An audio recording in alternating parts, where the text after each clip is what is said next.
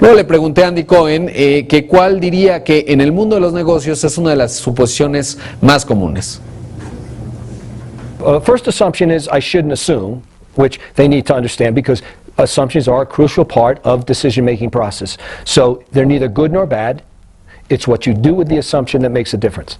One of the most common, which we talked about today, there's only one way to do it.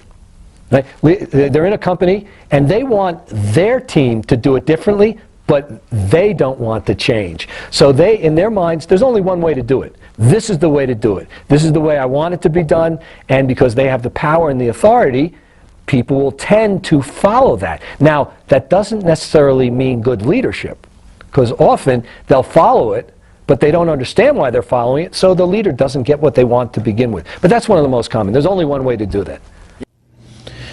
Dice que una de las suposiciones más comunes es aquella que dice que hay que hacer las cosas como siempre se hacen y que luego se encuentran presidentes ejecutivos de empresa que les piden hacer las cosas diferente pero que se resisten al cambio, es decir, para poder cambiar justamente las suposiciones a veces se tiene que cambiar incluso la propia estructura y menciona que a veces las personas siguen al líder sin entender necesariamente de qué o cómo funciona la suposición y entonces ahí hay una falla importante en el liderazgo. Luego le pregunté a Cohen con respecto al caso Kodak, que sí es justamente un ejemplo de suponer un modelo de negocio errado en cuanto a que el filme iba a seguir reinando en el mundo de las imágenes, y esto es lo que me contestó.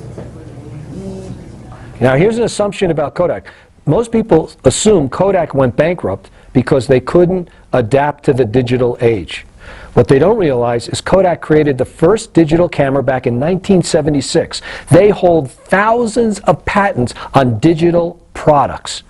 It's not, I think, and it's my assumption, that it's not the fact that they didn't adapt to the digital age. It's the fact that they held on to their legacy.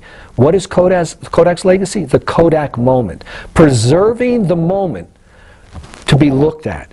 Preserving the moment to be looked at, right? That's what they built their business on. So at Kodak, there's only one way to do it. It's about preserving the moment. But the market shifted. It made a significant shift from preserving the moment to sharing the moment. And that's why the same month that Kodak went bankrupt, Instagram, which is a mobile-to-mobile sharing application of pictures, was bought for what is it? Bought for $1 billion, and they had no revenue, 15 employees, and they had only been around 2 years. But what they did is they were now relevant to the marketplace. So it shifted from preserving to sharing, and that's what the world was. And I think Kodak could not adapt to that because in their minds there was one way to do it. We can do it digitally, but it's still about preserving the moment.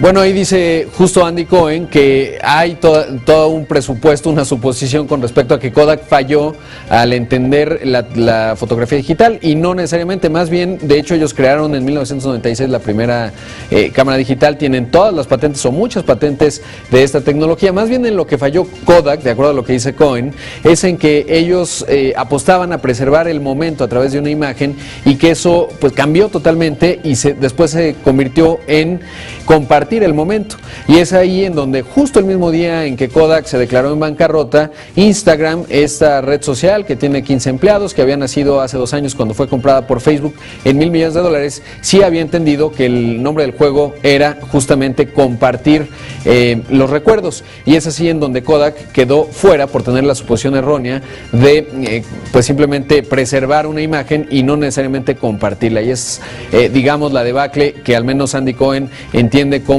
una suposición errada de esta compañía que lleva más de 100 años y que finalmente pues tuvo que declararse en bancarrota. Te invitamos a seguir cuestionando la información con los siguientes videos.